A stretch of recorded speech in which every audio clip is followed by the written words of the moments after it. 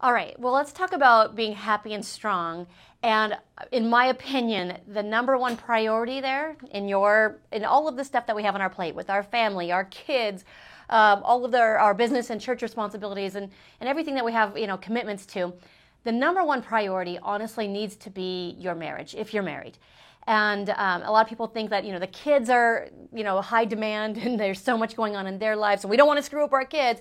And a lot of people have their life revolve around that. But I think the best thing you can do for your kids is show them an example of a happy marriage. That you and your spouse are committed to each other, and that you are enjoying each other, and that you're a unified front.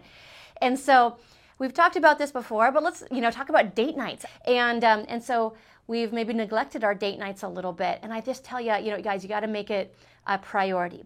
And so Sean and I we try to do weekly date nights.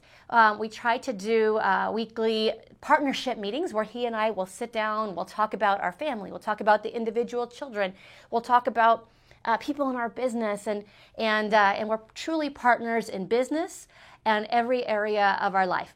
But date night has been a little bit tricky. Sometimes you got to get creative, right? And I know one of my friends and I were talking, and she said that she actually brought some chairs and brought some food to the mall parking lot and did a double date with their friends in the mall parking lot. Her and her husband they went out and they did their date night in the car, and then just ran into the store and got some chocolate and ate chocolate in the car. And so let's talk about some of these date night ideas. You could maybe recreate something you did early on when you were dating. You could maybe make a list of all the dream places that you'd like to go together. I don't know. Maybe you can even drop off the kids at grandma's house if you have to, and just stay home alone for a night. But it's important that you make it a priority, even now, even during the pandemic, even when there's no place to go. And I remember early in our business, when we started to finally make money and things were getting a little bit more stable, we made the decision to do quarterly mini honeymoons.